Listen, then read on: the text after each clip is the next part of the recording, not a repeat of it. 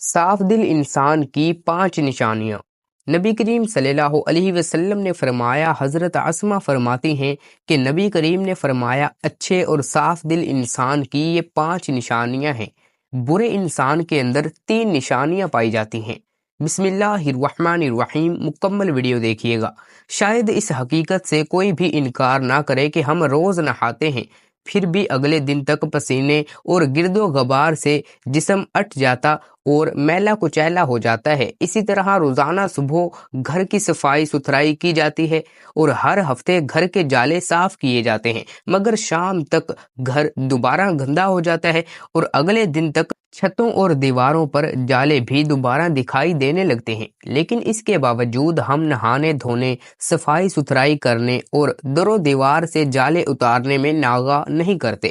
آخر کیوں؟ کیونکہ ہم جانتے ہیں کہ اگر نہانا چھوڑ بیٹھیں گے تو سر میں جوئیں پڑ جائیں گی، جسم پر میل کی تہ جم جائے گی اور اس سے بدبو آنے لگے گی۔ یوں ہی کچھ عرصے تک گھر کی صفائی اور جھاڑ پونجھ چھوڑ دینے کی صورت میں گھر رہنے کے قابل نہیں رہے گا۔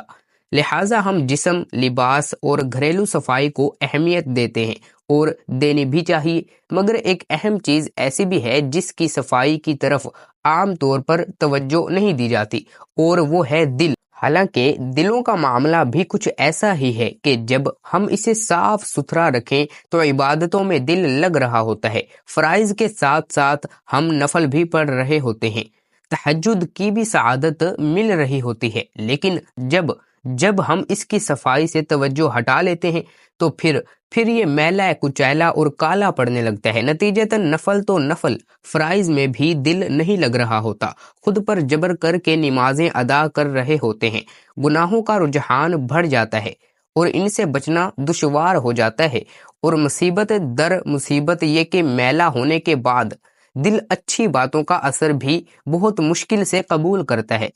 لہٰذا دیگر چیزوں کی صفائی کے علاوہ اپنے دل کی صفائی اور پاکیزگی کا بھی خیال رکھنا چاہیے۔ آئیے دیکھتے ہیں کہ دل میلا کیسے ہوتا ہے اور اس کی صفائی کے لیے کیا اہتمام کرنا چاہیے۔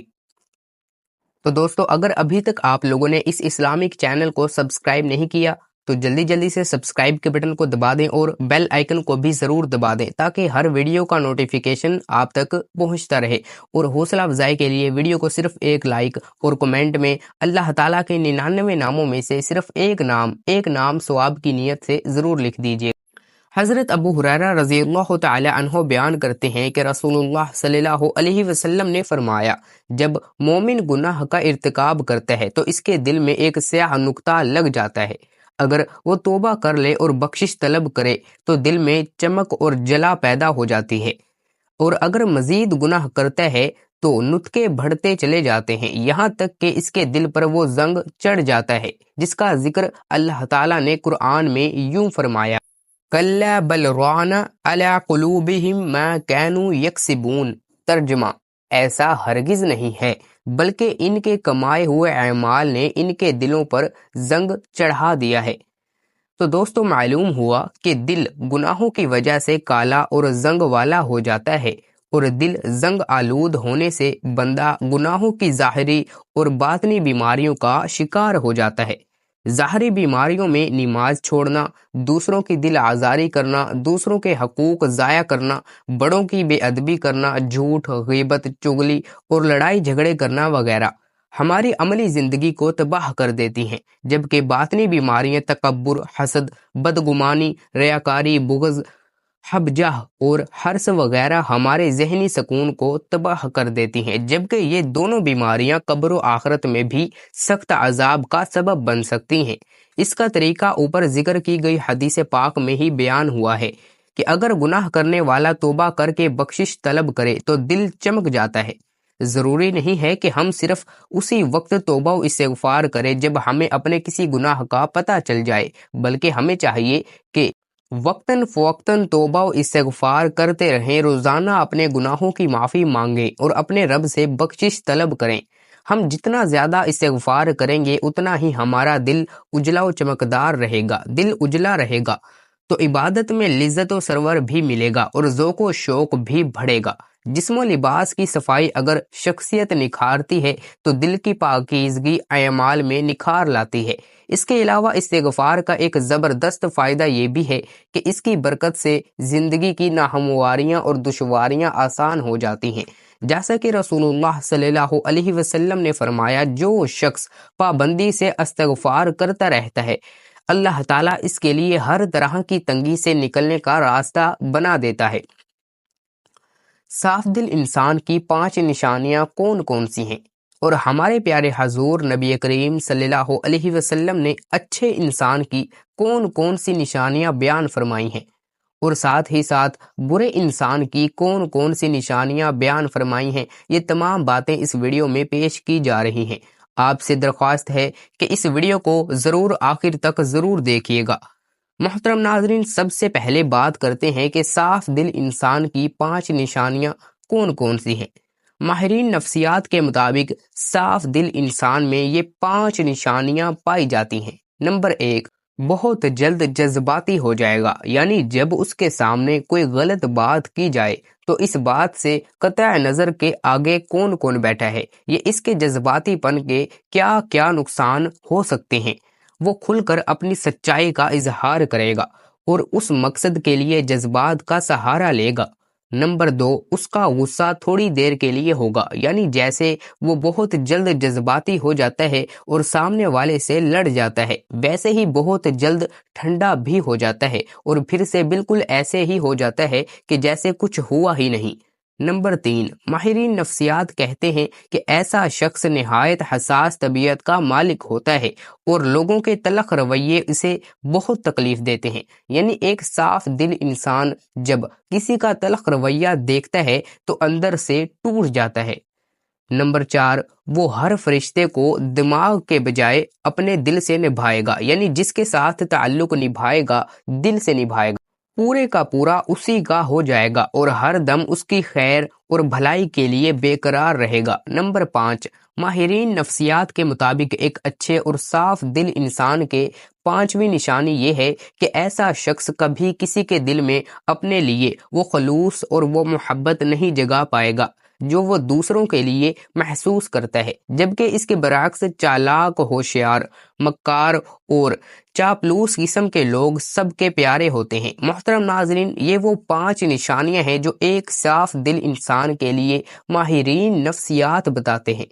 آئیے اب اس کائنات کے سب سے بڑے امام اور پیشوا نبی آخر الزماں حضرت محمد مصطفیٰ صلی اللہ علیہ وسلم کی زبان اقدس سے جانتے ہیں کہ اچھے اور صاف دل انسان کی کیا خوبیاں ہیں۔ امام بخاری رحمۃ اللہ علیہ نے کتاب الادب المفرد میں لکھا ہے کہ حضرت اسما رضی اللہ تعالی عنہ فرماتی ہیں کہ ایک دن جناب رسول اللہ صلی اللہ علیہ وسلم نے فرمایا کہ کیا میں تمہیں اچھے لوگوں کے بارے میں نہ بتاؤں؟ صحابہ رضوان اللہ عنہ نے عرض کیا، یا رسول اللہ ضرور آگاہ فرمائیں۔ جناب نبی اکرم صلی اللہ علیہ وسلم نے فرمایا، وہ لوگ جنہیں دیکھا جائے تو خدا یاد آ جائے، یعنی جن لوگوں کو دیکھ کر خدا یاد آ جائے وہ تم میں سے اچھے لوگ ہیں۔ اس کی 2 صورتیں بیان کی جاتی ہیں۔ پہلی صورت یہ کہ وہ اللہ تعالیٰ کے نیک بندے جن کی عبادت، نیکی اور تقوی کی جھلک ان کے چہروں پر نور کی صورت میں دکھائی دیتی ہے، اور انہیں دیکھ کر دل میں خیال آتا ہے کہ اس قدر بارونق اور پر نور چہرہ کسی اللہ والے کا ہی ہو سکتا ہے۔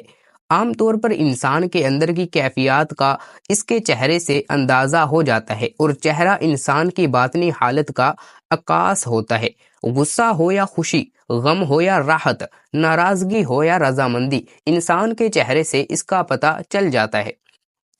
اسی طرح انسان کے نیک اعمال اور برے اعمال کے اثرات بھی چہرے سے ظاہر ہوتے ہیں۔ بخاری شریف کی ایک روایت کے مطابق حضرت صلی اللہ علیہ وسلم نے اپنے ایک خواب کا منظر بیان فرمایا کہ میں نے ایسے لوگوں کا ایک ہجوم دیکھا جن کے چہروں کی کیفیت یہ تھی کہ چہرے کا نصف حصہ خوبصورت اور باقی نصف حصہ بدصورت تھا۔ فرشتوں سے پوچھا کہ یہ کون لوگ ہیں؟ انہوں نے بتایا کہ یہ آپ کی امت کے وہ لوگ ہیں جو اچھے اور برے اعمال غلط ملت کرتے رہے ہیں، اعمال صالحہ بھی انہوں نے کیے ہیں اور اعمال سیکہ میں بھی پیچھے نہیں رہے۔ ان کے نیک اعمال ان کے چہروں پر حسن کی صورت میں نظر آ رہے ہیں اور برے اعمال چہروں پر بدصورتی کے طور پر نمایاں ہیں۔ اسی لیے اللہ تبارک و تعالیٰ کے نیک اور مخلص بندوں کے چہروں پر ان کے خلوص اور نیک اعمال کا نور ہوتا ہے، اور ان کے بارونق اور نورانی چہروں کو دیکھ کر خدا کی یاد تازہ ہو جاتی ہے۔ جبکہ دوسری صورت میں اس کا ایک معنی یہ بھی کیا جاتا ہے کہ وہ لوگ جن کے اعمال و حرکات، ان کا اٹھنا بیٹھنا، لین دین، عبادت و معمولات اور اخلاق و معاملات اللہ تبارک و تعالیٰ اور رسول خدا صلی اللہ علیہ وسلم کے احکامات کے مطابق ہوتے ہیں۔ انہیں دیکھ کر ایک مسلمان کی عملی زندگی کا نقشہ سامنے آ جاتا ہے اور خدا یاد آتا ہے۔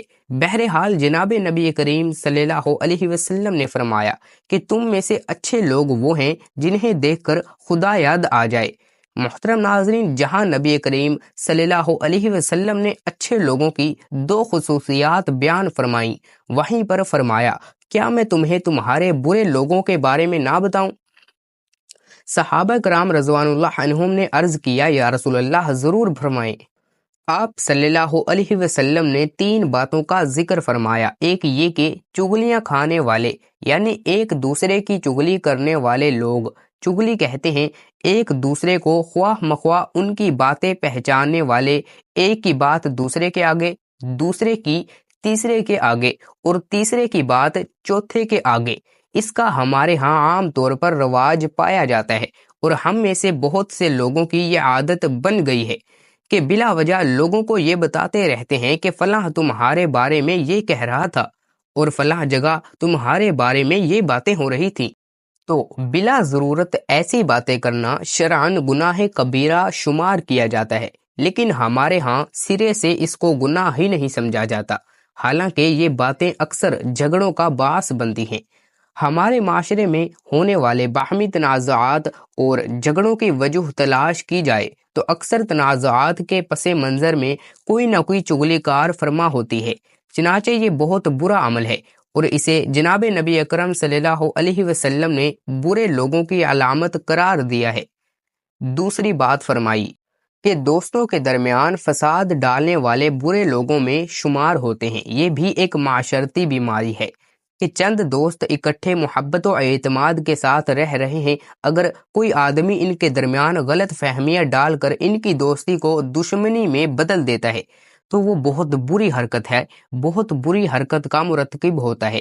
اسی طرح ایک خاندان محبت و اعتماد کے ساتھ زندگی بسر کر رہا ہے اور کوئی شخص دخل دے کر ان کی محبت و اعتماد کی فضا کو خراب کر دیتا ہے تو وہ کوئی اچھا کام نہیں کر رہا۔ محبت و اعتماد کی فضا خاندانوں میں ہو، دوستوں میں ہو، مشترکے کام کرنے والوں میں ہو، اس میں فساد ڈالنے والے کو جناب رسول اللہ صلی اللہ علیہ وسلم نے برے لوگوں میں شمار کیا ہے۔ تیسری بات حضور صلی اللہ علیہ وسلم نے فرمائی کہ شریف اور باعزت لوگوں میں عیب تلاش کر کے انہیں بدنام کرنے والے بھی برے لوگ ہوتے ہیں۔ عیب اور کمزوری سے کوئی شخص پاک نہیں ہے، لیکن اللہ تعالیٰ اپنے فضل و کرم کے ساتھ اکثر لوگوں کا پردہ رکھتے ہیں۔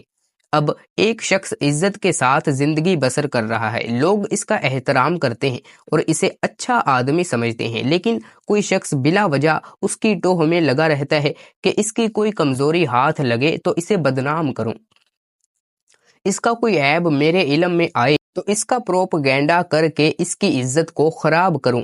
لوگوں کے عیب تلاش کرنے کے لیے ٹوہ میں رہنا، خاص طور پر معزز اور شریف لوگوں کے حالات کا تجسس کر کے ان کے عیب ڈھونڈنا اور پھر انہیں منتشر کر کے ان کی بدنامی اور بے عزتی کا باعث بنانا کوئی اچھی صفت نہیں ہے۔ حضرت صلی اللہ علیہ وسلم نے ایسا مزاج رکھنے والے لوگوں کو برے لوگ قرار دیا ہے۔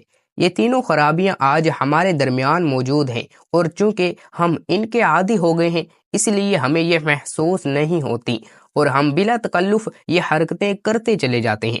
ہمیں جناب نبی اکرم صلی اللہ علیہ وسلم کے اس ارشاد گرامی کا بار بار مطالعہ کرنا چاہیے، اس پر غور کرنا چاہیے، اور پھر اپنے معمولات اور مزاج و عادات پر بھی نظر ڈال کر اپنی کمزوریوں کو محسوس کرتے ہوئے اصلاح کی کوشش کرنی چاہیے۔ اللہ تبارک و تعالی سے دعا ہے کہ ہمیں ان بڑی بڑی معاشرتی بیماریوں سے، برائیوں سے محفوظ فرمائے اور ہمیں ان لوگوں کے راستے پر چلنے کی توفیق عطا فرمائے جن کو نبی کریم صلی اللہ علیہ وسلم نے اچھے لوگ قرار دیا ہے۔ اللہ پاک ہمیں گناہوں کی گندگی سے بچائے اور اپنے دلوں کو پاک و صاف رکھنے کی توفیق عطا فرمائے۔ اللہ پاک ہمیں نیک عمل کرنے کی توفیق عطا فرمائے۔ تو دوستو کیسی لگی آج کی ویڈیو؟ تو دوستو مزید اچھی تحریروں کے لیے اگر ابھی تک آپ لوگوں نے ہمارے اس چینل اویس اسلامک ورلڈ کو سبسکرائب نہیں کیا تو جلدی سے چینل کو سبسکرائب کر دیں، اور حوصلہ افزائی کے لیے ویڈیو کو صرف ایک لائک کر دیں، اور کمنٹس میں اللہ تعالیٰ کے 99 ناموں میں سے ایک نام بھی ضرور لکھ دیجئے گا، اور سبسکرائب کے بٹن کے ساتھ بیل آئیکن کو دبانا بھی مت بھولیے گا تاکہ ہر آنے والی نئی ویڈیو کا نوٹیفیکیشن آپ تک پہنچتا رہے۔ تو دوستو اللہ پاک اس ویڈیو میں کی گئی کسی بھی کمی کوتاہی کو، کسی بھی غلطی کو اپنے فضل و کرم سے معاف فرمائے، آمین۔ اللہ تعالی ہم سب کا حامی و ناصر ہو۔ اللہ حافظ۔